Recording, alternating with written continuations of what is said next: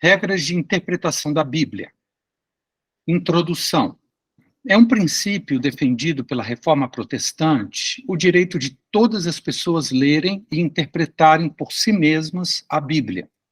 Apesar disto trazer consigo alguns riscos, é uma atitude sadia dar a cada um a oportunidade de descobrir qual é a vontade de Deus para a própria vida, sem perigo de ser influenciado por pessoas mal intencionadas que procuram impor o seu próprio ponto de vista a nós.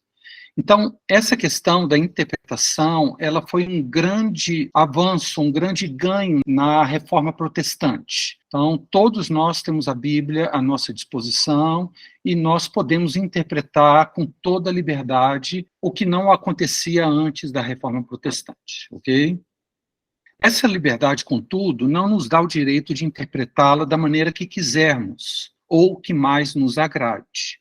Como não queremos ver a Bíblia usada para este ou aquele interesse, nós também não podemos usá-la conforme os nossos próprios interesses. Não tem muita importância se interpretamos algum texto de qualquer livro de forma errada, pois isso não trará consequências significativas. Mas quando interpretamos a palavra de Deus de forma errada, podemos produzir consequências eternas para nós mesmos e para outros. Portanto, precisamos ser zelosos e fazer isso com responsabilidade. O quê? Interpretar o texto bíblico. Duas condições para se entender a Bíblia. Para estudar e compreender a Bíblia, duas coisas são fundamentais. Primeiro, a pessoa precisa ser correta. A pessoa tem que ser espiritual e estar em comunhão com Deus. Eu vou explicar isso na sequência. Em segundo lugar, o método precisa ser correto. Precisamos usar o método adequado. Quase todos os livros que tratam do tema da interpretação bíblica enfatizam o método de estudo, mas não dão a devida atenção ao caráter da pessoa que estuda a Bíblia. Eles dizem que qualquer um que usar os métodos corretos pode compreender as Escrituras, mas essa não é a verdade completa. Preste atenção no que Jesus disse em João capítulo 7, versículo 17. Se alguém quiser fazer a vontade de Deus, conhecerá a respeito da doutrina, se ela é de Deus ou se falo por mim mesmo. Então nós temos aqui uma condição para conhecer as doutrinas bíblicas. Você precisa desejar fazer a vontade de Deus. Aqui Jesus está enfatizando primeiro o tipo de pessoa, aquele que quer fazer a vontade de Deus. E somente depois ele fala que esta pessoa conhecerá a doutrina correta. Portanto, Deus não revela as riquezas da sua palavra aos curiosos. Muitos querem interpretar a Bíblia ou conhecer a Bíblia só para saber, mas Deus não revela suas riquezas aos curiosos, mas somente aos obedientes. Quem quiser fazer a vontade de Deus conhecerá a respeito da doutrina. Então, Deus não se revela aos curiosos, mas somente aos obedientes. Pois do que adianta você saber a vontade de Deus se não quer obedecê-lo? Então, Deus, ele não se expõe, ele não revela os tesouros da sua palavra para os curiosos. Esse é um princípio muito importante. É só se você quer obedecer a Deus e obedecer à vontade de Deus, então Jesus diz que nós iremos conhecer a doutrina. Então vamos pegar essas duas partes, a pessoa e o método. Em primeiro lugar, a pessoa. João 6,63 diz: as palavras que eu vos tenho dito são espírito e são vida. Jesus é que fez essa declaração. As palavras que eu vos tenho dito são espírito. As palavras de Deus não são apenas palavras ou letras impressas no papel, mas elas também são espírito. E desde que são espírito, só podem ser compreendidas espiritualmente, ou seja, só podem ser entendidas por pessoas espirituais, pessoas que têm uma mente espiritual e que possuem uma vida espiritual verdadeira. Esse é o motivo pelo qual, antes de nos convertermos, não conseguimos compreender nada da Bíblia. Mas depois que nascemos de novo, a Bíblia então se torna um novo livro para nós. E você pode ser extremamente inteligente, ter um QI muito acima da média, mas se você não nasceu de novo, não poderá compreender a Bíblia, pois as palavras de Deus são espírito. Eu vou dar um exemplo. Jesus disse: aquele que comer a minha carne, beber o meu sangue, tem a vida eterna. Imagina uma pessoa incrédula lendo esses versículos. Ela vai falar: mas Jesus está doido, como é que eu posso comer a carne dele e beber o seu sangue? Então, nós não conhecemos ou não podemos ler a Bíblia apenas com o intelecto racional que temos. É verdade, é importante a racionalidade, nós vamos falar sobre isso, mas só a racionalidade não nos ajuda a compreender a palavra de Deus. Olha o que Paulo diz em 1 Coríntios capítulo 2, versículo 14.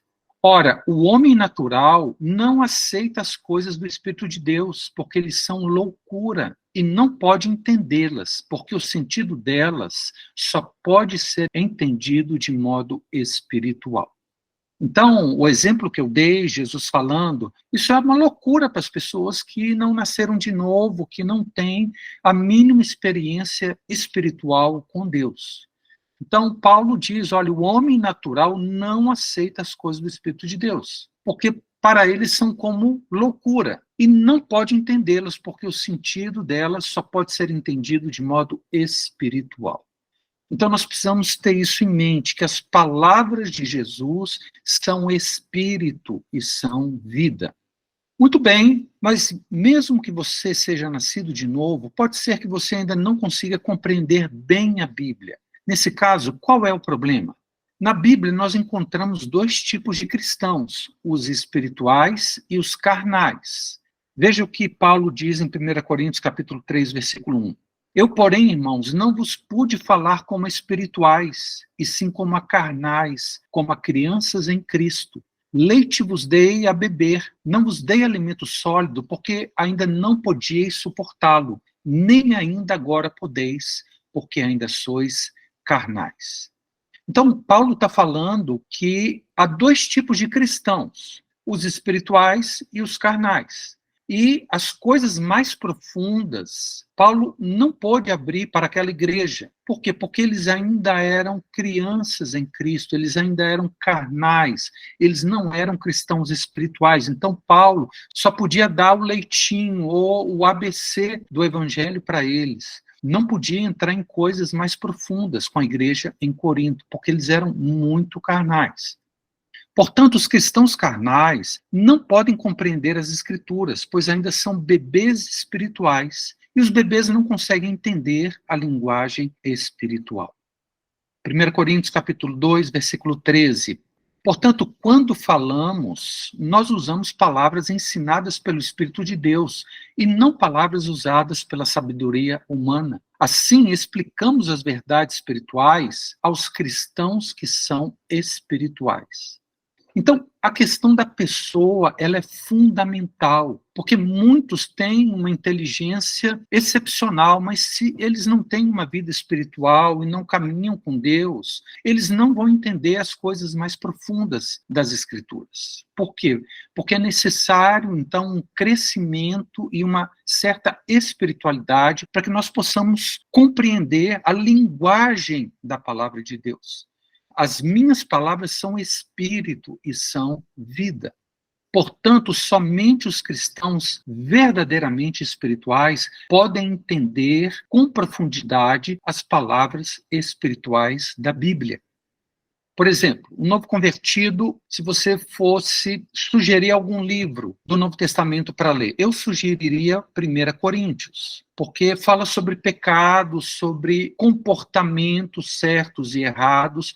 Eu nunca ia mandar ele ler, por exemplo, a Epístola aos Efésios, que fala das regiões espirituais, da batalha espiritual, que nós estamos assentados com Cristo nas regiões celestes. Um cristão novo não ia aproveitar quase nada da Epístola aos Efésios, porque é uma epístola muito alta, muito profunda. Mesma coisa a carta aos Hebreus. Só quem conhece o Antigo Testamento que vai entender a Epístola aos Hebreus. Então, é necessário que nós venhamos a crescer espiritualmente para que possamos alcançar coisas mais profundas e interpretar a Bíblia de maneira mais correta. É verdade que qualquer pessoa pode ler a Bíblia, estudar as Escrituras e retirar lições para si. Afinal, a Bíblia não é um livro tão misterioso ou incompreensível. Não, você vai entender, você vai ser abençoado. Mas, como vimos, se você é um cristão novo, ou imaturo, ou carnal, você não vai conseguir entrar na profundidade das riquezas da palavra de Deus. Você vai entender algumas passagens e trechos da Bíblia, mas vai ficar na superfície. E há muita coisa, há muita profundidade na palavra de Deus. Tanto que esse livro, a Bíblia, já foram escritos milhares, talvez milhões de livros sobre esse único livro e nunca acaba, sempre coisas novas estão sendo reveladas e escritas para cada época, para cada cultura, para cada pessoa. Então, a Bíblia é um livro espiritual. Jesus disse: as minhas palavras são espírito e são vida. Agora, isso não significa que nós não devemos ler a Bíblia. Não, todos devemos, e com certeza nós vamos ser abençoados e aprender algumas coisas. Mas para que nós venhamos a entrar na profundidade da palavra de Deus, é necessário um certo crescimento e uma certa espiritualidade por parte do cristão. Olha o que diz Salmo 119, 18. Desvenda os meus olhos para que eu contemple as maravilhas da tua lei. Não é para que eu contemple a tua lei. Nós podemos ler a lei de Moisés e ficar só na superfície, só com aqueles mandamentos. Mas aqui o salmista faz uma oração: abre os meus olhos para que eu contemple as maravilhas da tua lei. Então, nós precisamos de um certo discernimento espiritual, precisamos que Deus abra os olhos do nosso entendimento para que nós possamos enxergar as maravilhas da Bíblia e da palavra de Deus. Irmãos, a palavra de Deus é um tesouro, mas esse tesouro não está na superfície, está no fundo. Está escondido dos cristãos curiosos e dos cristãos carnais. Por quê? Como Paulo disse, eles ainda não podem suportar alimento sólido. Eles só aguentam o leite, o básico, aquela coisa ralinha. Um exemplo que podemos dar em relação à questão da espiritualidade é o que o apóstolo Tiago escreveu em sua epístola, capítulo 4, versículo 6. Lá está escrito: Deus resiste aos soberbos, mas dá graça aos humildes. Por exemplo, se você é soberbo, se você pensa que sabe mais do que o seu irmão em Cristo, ou que é melhor do que ele, Deus então vai se opor a você. Ele não vai revelar os seus segredos a você. Deus resiste aos soberbos, mas concede a tua graça aos humildes. Podemos perceber, então, com esse versículo, como a espiritualidade, no caso aqui, a humildade, é uma condição para o conhecimento da palavra de Deus. Deus não revela as suas palavras ou seus segredos aos curiosos, e ele não revela também as suas maravilhas aos cristãos orgulhosos, aos cristãos carnais. Então, para entender a Bíblia, essa parte que diz respeito ao leitor, ela é muito importante. Geralmente nós só enfatizamos os métodos e não prestamos atenção ou não damos atenção à pessoa, mas é fundamental alguém que queira realmente conhecer a palavra de Deus, ele ser uma pessoa crescida espiritualmente. Muito bem, agora vamos falar do método, porque essas duas condições são essenciais. A pessoa precisa ser correta e o método precisa ser correto. Somente após falarmos da pessoa que estuda a Bíblia é que podemos falar dos métodos de estudo da Bíblia. Mas antes de falarmos dos métodos, precisamos destacar duas coisas: oração e trabalho. Oração. Desde que a palavra foi inspirada por Deus, somente Ele pode nos dar o correto entendimento. E para isso nós precisamos orar a Deus pedindo que Ele nos conceda revelação. Então, quando você vai estudar a palavra de Deus, você precisa orar: Senhor, abre os meus olhos. Senhor, me mostra aquilo que eu preciso aprender, aquilo que eu preciso para crescer. Então, a oração ela é fundamental para que Deus conceda revelação, para que nós possamos receber essa revelação da palavra de Deus. Agora, tem um outro lado, que é o trabalho. Nós precisamos adotar o binômio orare et labutare. Esse é uma expressão em latim que significa orar e labutar, ou orar e trabalhar. Orare et labutare foram palavras empregadas por Calvino para resumir a sua busca pela verdade. Com esses termos, ele expressou a necessidade de súplica pela ação iluminadora do Espírito Santo e do estudo diligente do texto e do contexto histórico como requisitos indispensáveis para interpretar as Escrituras. Com o mesmo propósito, Lutero empregou uma figura, um barco com 2 remos, o remo da oração e o remo do estudo. Com um só destes remos, navega-se em círculo, perde-se o rumo e corre-se o risco de não chegar a lugar nenhum. Então nós precisamos compreender que é necessário oração para que Deus nos conceda revelação. E é necessário, além da revelação, trabalho árduo, pesquisa, leitura, consultar outros livros, outros textos que falam sobre a passagem especial que nós estamos estudando. Então, essas 2 coisas são importantes quando nós vamos entender a Bíblia. Nós precisamos de orar, pedindo a Deus graça, e como eu disse, ou como nós vimos, se a pessoa é orgulhosa, Deus não vai conceder essa graça. Então precisamos nos humilhar, falar, Senhor, o Senhor precisa me ajudar, eu não tenho a capacidade, revela ao meu coração a tua vontade, a tua palavra. Então, um aspecto é orar, pedindo a Deus revelação, e o outro aspecto é trabalhar duro, para que nós possamos realmente entender qual era o contexto histórico, contexto geográfico, a cultura da época, quem estava falando, todas essas coisas acrescentam vida ao texto que nós vamos examinar.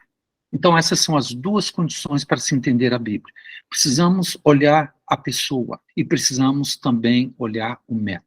Vamos prosseguir. Hermenêutica. Hermenêutica é o estudo ou metodologia da interpretação de textos. Essa palavra, hermenêutica, tem sua origem no nome do deus da mitologia grega Hermes, que era o mensageiro dos deuses, a quem os gregos atribuíam a origem da linguagem e da escrita, e era considerado o patrono da comunicação e do entendimento humano. Originalmente, ela exprimia a compreensão e a exposição de uma sentença dos deuses, a qual precisava de uma interpretação para ser corretamente entendida pelos seres humanos.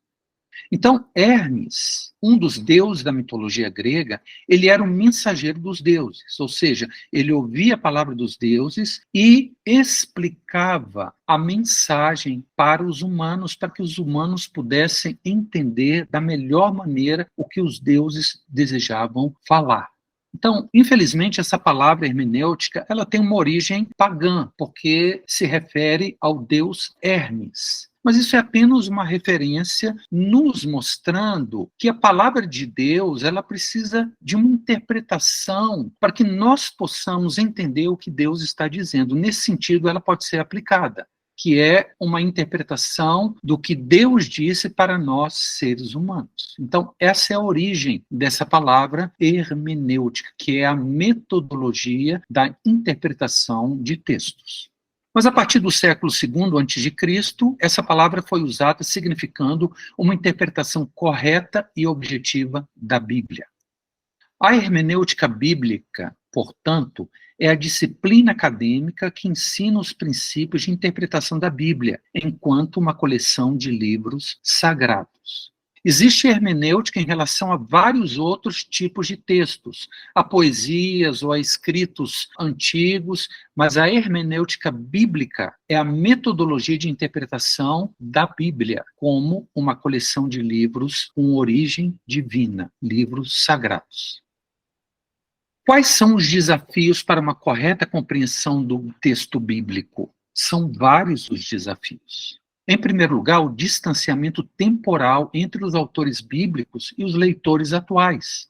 A Bíblia é uma obra antiga, O primeiro livro, Gênesis, foi escrito por volta de 1500 a.C., e os últimos, o Evangelho e as cartas de João, cerca de 80 depois de Cristo. Então, esses textos são muito antigos, estão numa época totalmente diferente da nossa. E nós precisamos compreender que é necessária uma interpretação por causa desse distanciamento temporal. Ela foi escrita há mais de 2.000 anos, ou mais ainda, 3.500 anos, o livro de Gênesis, por exemplo.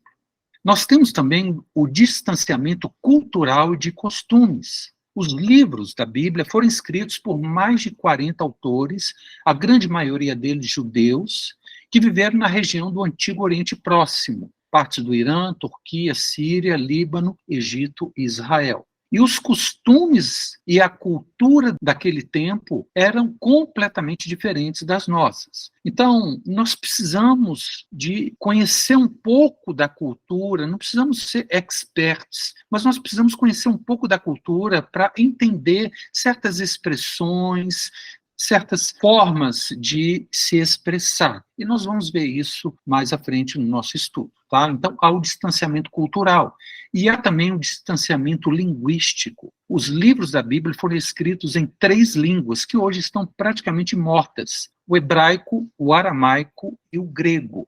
E nós sabemos que quando há a tradução de um idioma para o outro, nós perdemos algumas características. Por exemplo, a palavra amor em português, existem no mínimo 5 palavras em grego que são traduzidas pela mesma palavra em português, amor. No grego nós temos ágape, que é o amor divino, nós temos filéu, que é o amor da amizade, nós temos o eros, que é o amor romântico ou físico, nós temos o storge, que é o amor paternal dos pais para com os filhos, e nós temos outras palavras que expressam amor, mas são diferentes, há pequenas diferenças nela. Só que quando nós traduzimos, esses pequenos detalhes eles se perdem.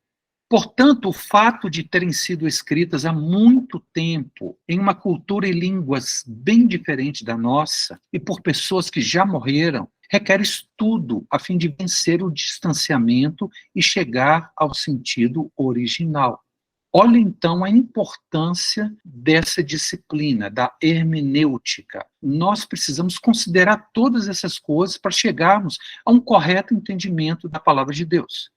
Eu não estou me lembrando da referência bíblica, mas no Antigo Testamento, um dos profetas, Deus falando ao povo, esse profeta escreve o seguinte: eu vou deixar vocês de dentes limpos. Mas será que Deus estava preocupado com a higiene bucal daquele povo? De jeito nenhum. Na verdade, a ideia que Deus queria passar é: vocês vão passar fome. Eu vou deixar vocês de dentes limpos. Vocês não vão ter nada para comer. Então, na tradução, é muito importante esse conhecimento do distanciamento temporal, cultural e linguístico. Graças a Deus, nós temos pessoas que dedicaram a sua vida a estudar o hebraico, a estudar o grego e a traduzir esses textos da melhor maneira possível para que nós possamos compreender. Mas, infelizmente, eles não conseguem transmitir todos os detalhes ou todas as nuances do que foi dito. Vamos colocar assim, 85% do significado ele consegue transmitir, mas uns 15% é necessário um conhecimento muito profundo da língua, da cultura, mas as coisas mais importantes não estão nesses 15%, são só detalhes. Mas precisamos compreender esse distanciamento de tempo, de costumes e de língua. Muito bem. Vamos falar dos modelos de interpretação da Bíblia. Nós temos basicamente 3. O método histórico-gramatical, o método histórico-crítico e as novas hermenêuticas que surgiram no século passado. Vamos então ver maneiras diferentes de interpretar a Bíblia. Primeiro, método histórico-gramatical. Ele é assim chamado porque considera o texto bíblico em seu contexto histórico e do ponto de vista literário. A base fundamental sobre a qual esse método está apoiado é a inspiração da Bíblia como palavra de Deus, resultando em sua infalibilidade, inerrância e autoridade. Então, essa é a base desse método. A Bíblia é infalível, não há erros nela e a autoridade dela é suprema. Então, são bons fundamentos aos quais nós precisamos nos ater quando nós interpretamos a palavra de Deus. Mas, infelizmente, há outros métodos, como nós vamos ver, que não aceitam essas prerrogativas. Nesse método histórico-gramatical, eles creem que Deus concedeu sua revelação infalível mediante homens inspirados por ele e que viviam em determinado contexto cultural. Por isso, esse método reconhece tanto a divindade quanto a humanidade do texto bíblico. E é por isso que ele é chamado de histórico, ele leva em conta as circunstâncias históricas, e gramatical, ou seja, a linguagem, mas nunca coloca em dúvida a infalibilidade, a inerrância e a autoridade. Como eu disse, são fundamentos bem profundos nesse método de interpretação bíblica, e é o que nós vamos usar. Basicamente, esse método considera que a Bíblia é a sua melhor intérprete, que os textos têm apenas um sentido, aquele originalmente pretendido pelo autor humano inspirado por Deus, que não se deve alegorizar ou espiritualizar um texto a não ser quando requerido, privilegiando o sentido natural, simples e literal, ao invés do sentido figurativo. Por exemplo, na Idade Média, os monges ou as pessoas que estudavam a Bíblia criam que haviam 4 maneiras de ler o texto: de maneira literal, de maneira alegórica, e tem outros 2 que eu esqueci. Mas essas interpretações alegóricas, elas eram muito frequentes, e muitas vezes elas ficavam acima do que o texto queria dizer de maneira simples e natural. Durante um bom tempo na Idade Média, a Bíblia foi mais interpretada de maneira alegórica do que de maneira histórica e contextualizada na época pela qual ela foi escrita. Ou seja, antes eles achavam que Deus estava escondendo muita coisa nas suas palavras. Então, podemos enxergar isso dessa forma, aquilo daquela forma, e essa não é uma interpretação muito adequada. É verdade, alguns textos requerem uma espiritualização, mas a maioria da Bíblia você não pode interpretar dessa maneira. Portanto, os textos têm apenas um sentido, aquele que o autor desejava passar. Concluindo, esse método histórico-gramatical busca encontrar em sua interpretação o sentido original pretendido pelo autor do texto. Por isso, concentra-se em descobrir a quem o texto foi destinado, as circunstâncias que levaram o autor a escrever, o seu propósito, bem como a data e o local onde isso aconteceu. Algo bem claro, bem simples. Mas, infelizmente, como vamos ver agora, há outros métodos de interpretação da Bíblia. E o segundo é esse aqui, que surgiu 2 séculos atrás, o método histórico crítico. À semelhança do método histórico-gramatical, o histórico crítico também procura tratar a Bíblia como literatura, e por considerar essencial a interpretação do sentido, preocupa-se com os fatores e as fontes que levaram à formação do texto. Então, só destacando, o histórico-gramatical reconhece tanto a divindade quanto a humanidade do texto bíblico. Mas nós vamos ver que no histórico crítico eles não reconhecem muito a divindade do texto bíblico, não. No entanto, diferentemente do método histórico-gramatical, o método histórico-crítico parte do pressuposto de que a Bíblia é falível, que contém erros de natureza histórica, geográfica, cultural e até teológica, e que reflete muito mais a religião e as convicções de seus autores do que uma suposta verdade absoluta divinamente inspirada. Então, eles não creem na visão de que o texto ele é divino e humano. Não, eles creem que o texto é apenas humano e que o autor erra muitas vezes. E o texto reflete mais a cosmovisão do autor do que uma mensagem divinamente sendo transmitida. Dessa forma, o método histórico-crítico se sente à vontade para criticar a Bíblia e apontar supostos erros, falhas, omissões e contradições presentes nos textos.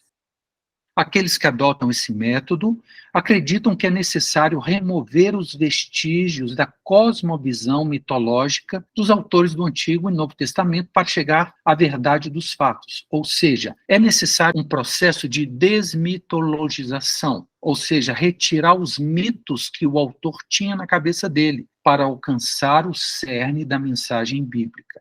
Isso aqui, irmãos, é um exemplo claro daquilo que nós falamos da pessoa. Para entender as palavras da Bíblia, não só o método precisa ser correto, mas a pessoa precisa ser correta. E se a pessoa não é espiritual, ela apenas tem uma inteligência natural, então ela vai enxergar a Bíblia dessa forma aqui que eu estou descrevendo nesse método histórico crítico.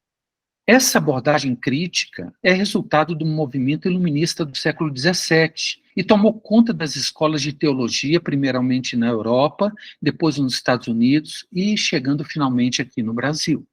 Pesquisadores, estudiosos e teólogos críticos sentem que têm uma missão sagrada de despir o cristianismo de seu caráter sobrenatural por considerar os relatos de milagres como mitos, lendas e fábulas criados pela imaginação dos autores bíblicos. Então, para eles, só o que pode ser provado cientificamente que tem valor. Os milagres que são contados são exageros dos autores, ou mitos, ou lendas que foram acrescentadas ao longo do tempo na Bíblia, ou mesmo fábulas. Por exemplo, a multiplicação dos pães.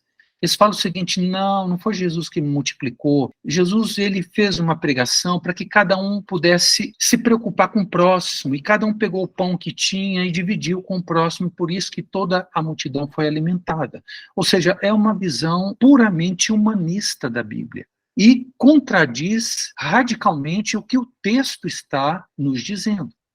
Sua alegação de que o único método científico é o histórico crítico tem servido de atrativo para muitos jovens pastores em busca de preparo teológico, os quais acabam perdendo a fé e a confiança no relato bíblico durante os estudos. Olha, eu não fiz um curso de teologia de anos, eu fiz um curso de pós-graduação em teologia, e eu fiquei chocado com o que eu ouvi nas aulas desse curso de pós-graduação. Para vocês terem uma ideia, a professora principal do curso de pós-graduação não cria nos milagres da Bíblia, não cria que Jesus nasceu de uma virgem, ela não cria numa série de coisas. E, em certa aula, eu perguntei: professora, você crê que Jesus ressuscitou? Ela falou assim: eu creio. Aí eu falei: ai, graças a Deus, porque senão eu ia levantar agora da sala e ir embora. Eles são pessoas muito inteligentes, só que eles não creem em relatos que não podem ser provados pela ciência. E dessa forma, a fé é minada dos estudos. Muitas pessoas que entram em cursos de teologia saem com uma fé menor, ou talvez sem nenhuma fé na Bíblia, do que quando eles entraram. Por isso, se você desejar fazer um curso de teologia, você tem que ter muito cuidado e tem que pesquisar muito para saber qual o método que eles usam para estudo da Bíblia. Os teólogos que adotam este método de interpretação são geralmente estudiosos bem preparados, conhecedores das línguas originais, conhecem também arqueologia, história, literatura e filosofia. E os argumentos que eles colocam são muito bem organizados e as evidências parecem até razoáveis. Para vocês terem uma ideia, Augusto Nicodemos lançou recentemente um livro, e nesse livro ele fala da experiência dele, quando ele estava fazendo doutorado lá na Europa. Preste atenção, esse é o relato de Augusto Nicodemos. Imagino que todos conhecem, é um pregador excelente, presbiteriano, que tem abençoado muito a igreja no Brasil. Olha o que aconteceu com ele. Eu quase me tornei um deles, enquanto cursava algumas disciplinas de doutorado em Novo Testamento em uma universidade teológica da Holanda, que adotava o método histórico crítico. Durante cerca de um ano, estudei diversos livros escritos por críticos para resenhá-los a pedido do meu orientador. Minha fé sofreu um profundo abalo, pois não só os argumentos eram muito bem organizados, como também as evidências pareciam razoáveis. Como resultado, durante um mês eu não consegui orar. Ajoelhava-me ao lado de minha cama, tentava balbuciar palavras e levar meu coração a Deus, mas não tinha certeza de que havia alguém do outro lado para me escutar. Olha só, isso aconteceu com Augusto Nicodemos, uma pessoa extremamente inteligente. Foram dias terríveis, uma verdadeira provação para a minha fé. Finalmente, com a ajuda de meu orientador nos Estados Unidos, um homem muito culto e muito crente, encontrei respostas e descansei a mente e o coração.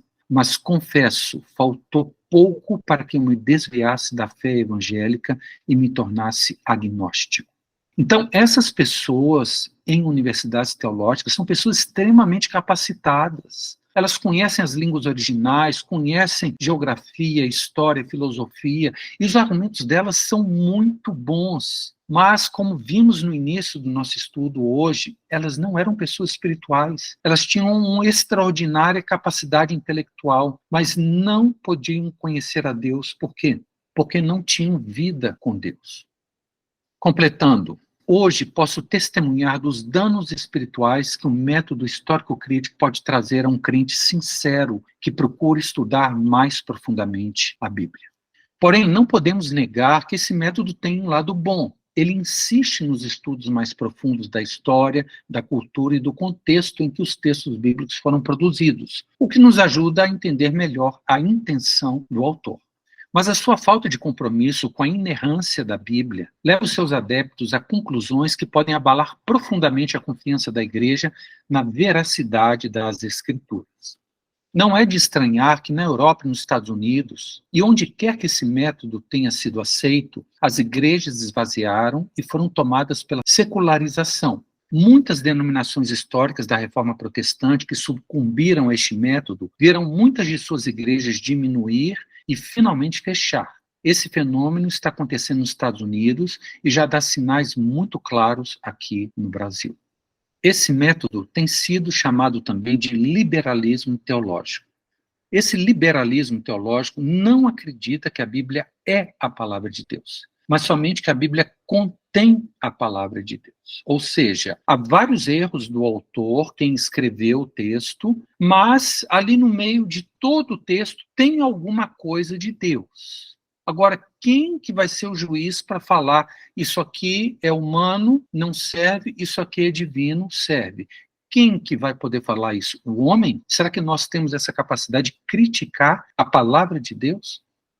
Para estes liberais, a Bíblia pode até ter sido inspirada por Deus, mas como foram homens que a escreveram, ela seria muito mais um texto antigo que contém erros do que uma mensagem divina sem erros.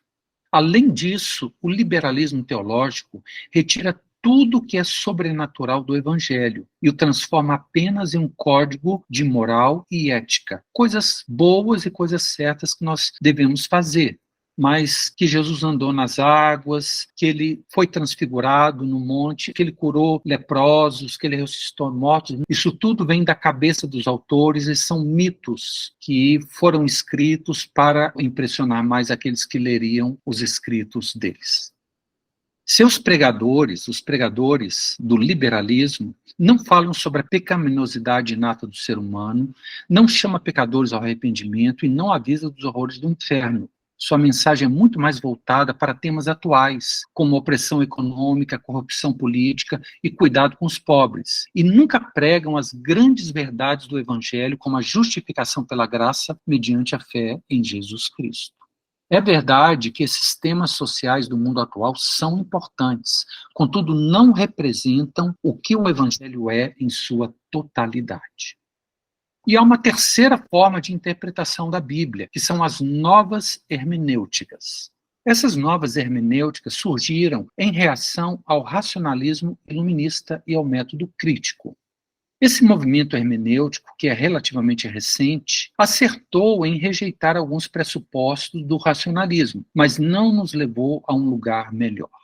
Elas rejeitam o conceito de verdade absoluta e introduzem um relativismo na interpretação da Bíblia.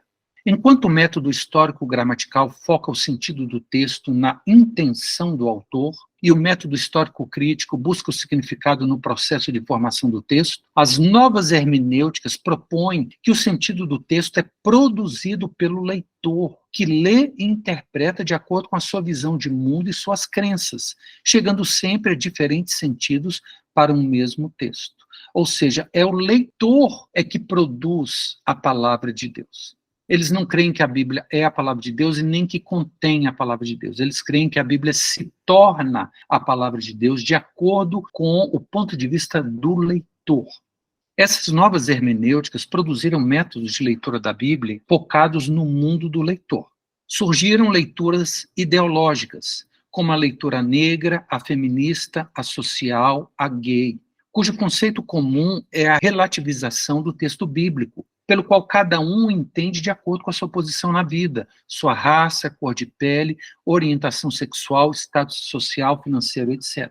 Ou seja, não existe verdade absoluta. O leitor enxerga o que ele quer enxergar no contexto bíblico de acordo com a sua realidade, de acordo com o que ele é e o que ele pensa a respeito da vida. Segundo essa visão, não existe uma única interpretação correta da Bíblia. Toda leitura é relativa. Tudo depende do ambiente em que o leitor vive, o que significa, na prática, que nenhuma interpretação pode reivindicar que está certa e as demais estão corretas. Não, todas as leituras são corretas. Depende da pessoa que lê. E a pessoa que lê pode significar uma coisa para mim, mas outra coisa para o outro. Por quê? Porque o outro é negro, ou o outro é homossexual, ou o outro é um pobre. Então a leitura dele não está errada.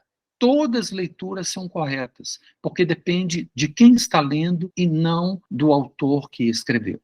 Não é difícil imaginar o caos que essas novas abordagens têm trazido para os estudos bíblicos. Aquele que adota essa postura relativista com relação ao texto bíblico perde sua autoridade para exortar, admoestar e chamar ao arrependimento. Desde que não há uma leitura única, correta e absoluta, todo mundo pode ler da maneira que quiser e ninguém está acima do outro. É impossível repreender o pecado, uma vez que o conceito de certo e errado é relativo, depende da pessoa que lê. Nessas leituras, cada um entende Jesus de maneira diferente. Para os pobres, Jesus é o libertador da pobreza e da opressão. Para as mulheres, Jesus é o libertador do preconceito e do machismo. Para os gays, Jesus veio somente falar de amor, e o conceito de amor aceita qualquer tipo de união. Um exemplo bem atual dessas abordagens são os pregadores da teologia da libertação ou do evangelho social. Esses pregadores desconstroem a figura do Jesus histórico, conforme entendido pelo cristianismo histórico, usando ferramentas de análise social como o marxismo e também o método crítico. Além disso, fazem uma releitura dos textos bíblicos a partir das injustiças sociais e da busca de sucesso financeiro. O resultado é uma teologia que mais se parece com o discurso ativista de movimentos sociais, em que não se fala de pecado como algo pessoal, de que todos, ricos e pobres, precisam se arrepender. Na verdade, o que a pessoa pobre precisa é ser salva das estruturas sociais injustas, e por aí vai. Ou seja, o pecado está nas estruturas sociais, não está nas pessoas. São as estruturas que precisam se arrepender, e não as pessoas. Incrível, não é? É necessário fazer, então, uma releitura da Bíblia, a partir da opressão dos pobres, da discriminação das mulheres e da rejeição dos homossexuais, bissexuais, travestis, etc. E essas releituras abrem portas para a relativização da mensagem bíblica, para discernir o que a Bíblia realmente nos ensina sobre o que é certo e o que é errado. Resumindo, nós temos 3 modelos de interpretação da Bíblia. Primeiro, o método histórico-gramatical, que crê que a Bíblia é inerrante, infalível e divinamente inspirada, ou seja, eles creem que a Bíblia é, no todo, a palavra de Deus. Segundo, o método histórico-crítico, que se sente à vontade para criticar o texto e encontrar erros, e eles creem, então, que a Bíblia contém a palavra de Deus. Ela não é toda a palavra de Deus. É verdade, foi Deus que inspirou aqueles autores, mas os autores acrescentaram muitas coisas deles mesmos. Então, a Bíblia apenas contém a palavra de Deus. E essas novas hermenêuticas, que a leitura depende do leitor. Em outras palavras, a Bíblia se torna a palavra de Deus para um e diferentemente para o outro. Então a Bíblia não é a palavra de Deus, ela se torna a palavra de Deus na medida que eu enxergo o mundo e eu adequo a Bíblia à minha visão. E é claro, nós não vamos utilizar o método histórico crítico e nem as novas hermenêuticas. Portanto, em nosso estudo, estaremos adotando o método histórico-gramatical, que crê na inerrância, na infalibilidade da Bíblia e na inspiração divina de todo o texto bíblico. Ok? Prosseguindo. Ferramentas para auxiliar a compreensão das Escrituras. Desde que nós cremos que a Bíblia é a palavra de Deus, quando nós vamos interpretá-la, nós não podemos apenas ter o texto bíblico em mãos. nós precisamos ter outras coisas, outras ferramentas que nos auxiliam na compreensão das Escrituras. Em primeiro lugar, um bom dicionário bíblico. Porque na época em que a Bíblia foi traduzida para o português, aquelas versões tradicionais, antigas, a linguagem era diferente da linguagem de hoje, porque nós sabemos que a língua ela vai se modificando através do tempo, para saber o que significa essa palavra. Eu vou dar um exemplo aqui na versão João Ferreira de Almeida, Revista e Atualizada, alguns textos. Olha o que diz Efésios capítulo 5, versículos de 3 a 5. Mas a impudicícia e toda sorte de impurezas ou cobiça nem sequer se nomeia entre vós, como convém a santos, nem conversação torpe, nem palavras vãs ou chocarrices, coisas essas inconvenientes, antes, pelo contrário, ações de graças. Sabeis, pois isso, nenhum incontinente, ou impuro, ou avarento, que é idólatra, tem herança no reino de Cristo e de Deus. Outro exemplo, 1 Pedro, capítulo 4, versículo 3. Porque basta o tempo decorrido para teres executado a vontade dos gentios, tendo andado em dissoluções, concupiscências, borracheiras, orgias, bebedices e indetestáveis idolatrias. Então, há palavras no texto bíblico, em especial aquelas de tradução mais antiga, que nós não sabemos, que são palavras que se perderam. O que é impudicícia? O que é chocarrice? O que é concupiscência? Nós usamos muito essa palavra, mas qual que é o sentido verdadeiro dela? O que é borracheiras? Não tem nada a ver com pneu de carro, tá certo? Porque se a gente faz uma leitura rápida, borracherias. Não é isso. Então, nós precisamos de um bom dicionário bíblico para compreendermos algumas palavras que estão em desuso atualmente. E há um dicionário pequeno da Bíblia de Almeida, João Ferreira de Almeida, que é a tradução mais utilizada no país, que é um dicionário excelente que fala do significado de cada palavra utilizada na versão João Ferreira de Almeida, revista e corrigida, revista e atualizada. É muito interessante você ter esse pequeno dicionário. Ele é barato. Na Amazon você compra por R$ 21,90 e se você ler livro eletrônico, você vai pagar só R$ 8,45. É um dicionário bem básico.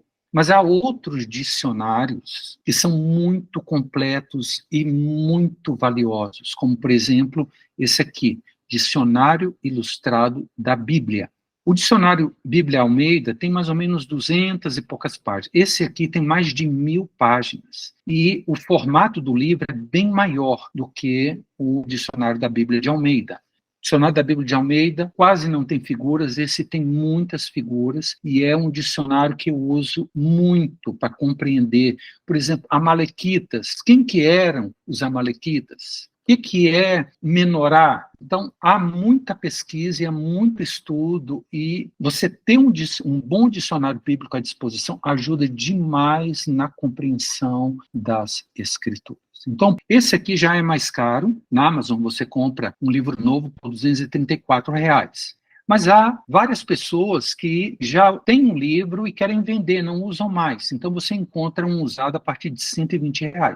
Preço bem em conta. Então, essa é a primeira ferramenta. Segunda ferramenta, diferentes traduções da Bíblia. Como esse texto está em outras traduções? Às vezes, só você consultando outras traduções, o texto ele já aparece de uma maneira bem mais clara, bem mais fácil de ser compreendido. Eu, quando faço meus estudos, e aqui a minha sugestão para vocês, 4 traduções são fundamentais de você ter. Primeira é aquela bem formal, a Almeida Revista e Corrigida, ou ARA, Almeida Revista e Atualizada. Segunda versão é a NVI, a Nova Versão Internacional.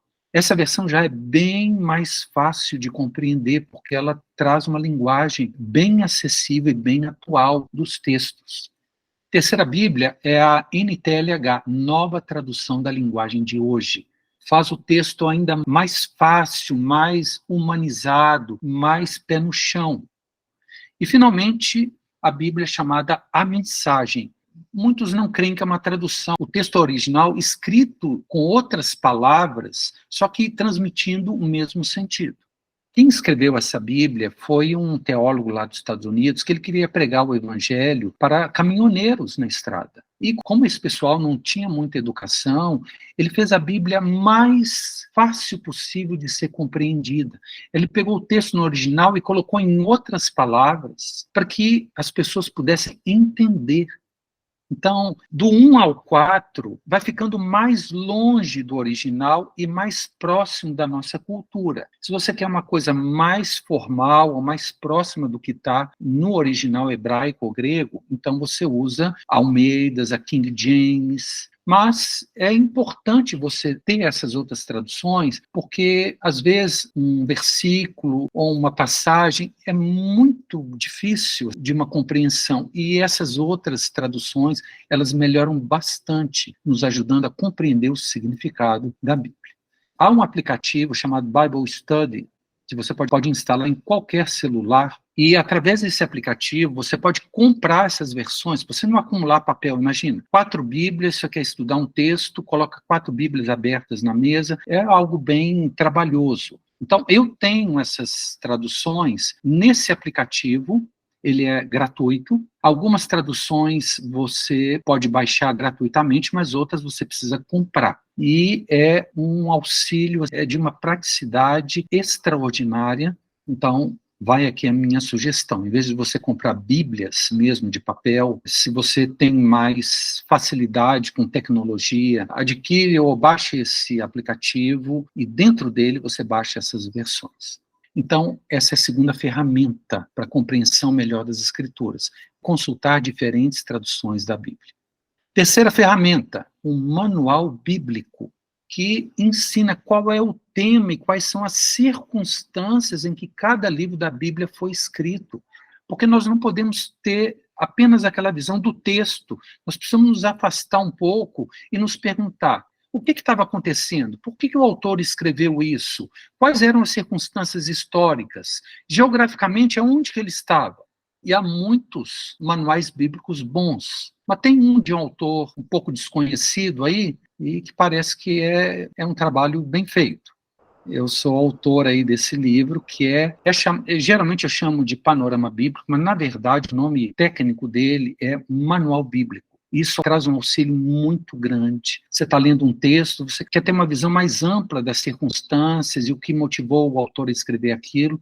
Agora, há também outros manuais bíblicos bons, que eu tenho, inclusive, aqui em casa. Mas o que eu fiz foi pegar todos esses manuais bíblicos, pegar o melhor que eles tinham e resumir de uma maneira bem sucinta e de uma forma mais prática e mais objetiva.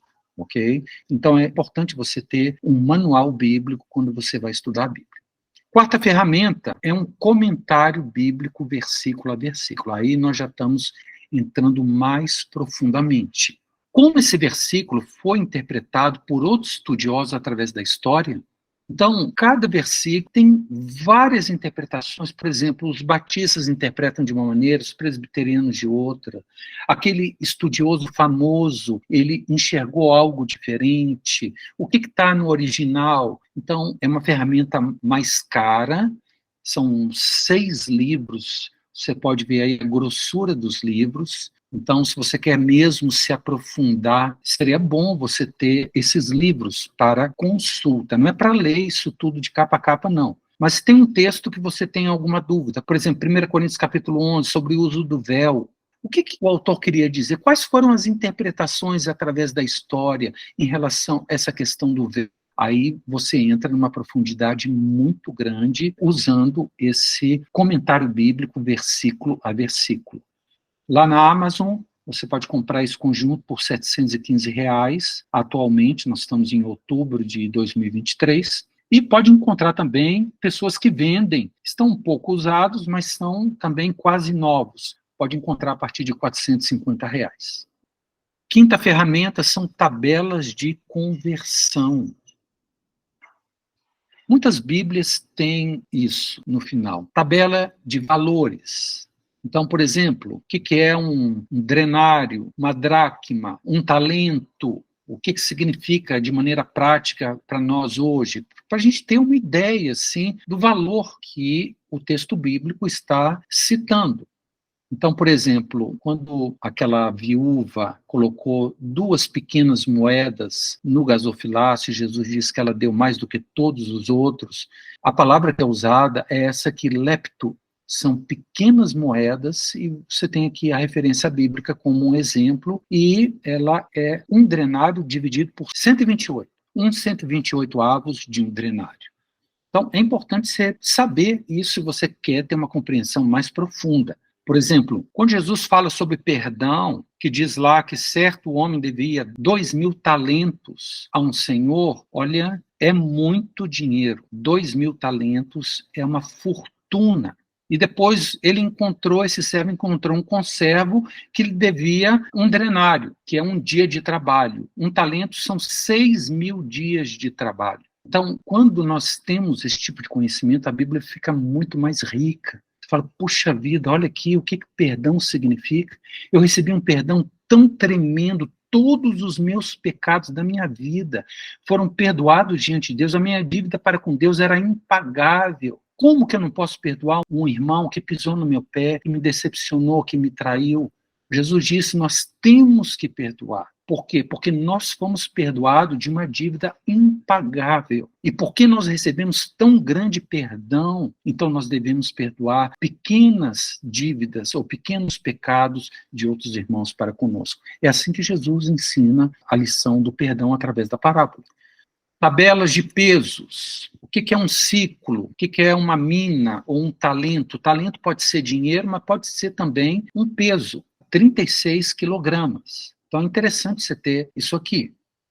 Tabelas de medidas. O que é um côvado? O que é um tiro de pedra? Uma jornada de um sábado? Uma milha ou um estádio? A maioria das Bíblias tem essas tabelas no final, tá certo? E todas essas tabelas eu coloco no meu manual bíblico Redescobrindo a Bíblia como apêndice para facilitar. Tem outras medidas também, capacidade de coisas secas, como trigo. O que é um efá, um homer, um gomer? E capacidade de líquido. Como é que era a medida de líquidos? O que é um couro? O que é um bato? O que é um rim? Essas palavras aparecem em algumas traduções. E é importante você, como eu disse, ter uma referência do que aproximadamente isso significa. E há também, e isso você não encontra nas Bíblias, mas isso eu incluí no meu Redescobrindo a Sua Bíblia, calendários. Então, quando diz lá, o mês de Nisan, primeira linha aí, ó, é o hebraico após o cativeiro, é o 7º na sequência civil do calendário judaico e o 1º na sequência sagrada. E corresponde ao nosso calendário gregoriano aproximadamente ali março, abril. Então, alguns meses são citados, em especial no Antigo Testamento, que seria interessante a gente saber que época do ano que aquilo aconteceu ou que aquilo acontece. Então, essas são ferramentas de auxílio da palavra de Deus. Um bom dicionário bíblico, o que significa essa palavra, diferentes traduções da Bíblia, como esse texto está em outras traduções, um manual bíblico, qual é o tema e quais são as circunstâncias em que cada livro da Bíblia foi escrito, um comentário bíblico, versículo a versículo, ele é muito importante se você quer estudos mais profundos, e algumas tabelas de conversão para nós compreendermos corretamente o texto. Nós nem ainda entramos nas regras de interpretação da Bíblia, tá certo? Tudo isso aqui é apenas uma introdução. Nossa aula acabou. O que nós vimos hoje? Uma introdução, 2 condições para se entender a Bíblia, a pessoa deve ser correta e o método deve ser correto, e nós vamos falar dos métodos a partir da semana que vem, da hermenêutica, da ciência da interpretação de textos, os modelos de interpretação que são usados para compreender a Bíblia, o histórico gramatical que usaremos, o histórico crítico e as novas hermenêuticas, e falamos das ferramentas auxiliares para um estudo mais minucioso das Escrituras. Um dicionário bíblico, versões diferentes, manual bíblico, comentário bíblico e algumas tabelas de conversão. Então, hoje a nossa aula foi isso. Eu estou lançando fundamentos e dando ferramentas e mostrando qual caminho que nós vamos seguir. É o histórico gramatical, nós podemos usar todas essas ferramentas, vamos usar regras hermenêuticas e não devemos esquecer da espiritualidade da pessoa, porque Jesus disse, as minhas palavras são espírito e são vida. A nossa mente natural não consegue entender algumas expressões, algumas declarações, alguns trechos da Bíblia, porque eles falam de realidades espirituais que são completamente diferentes da realidade material na qual nós vivemos. Então, essa é a nossa aula de hoje.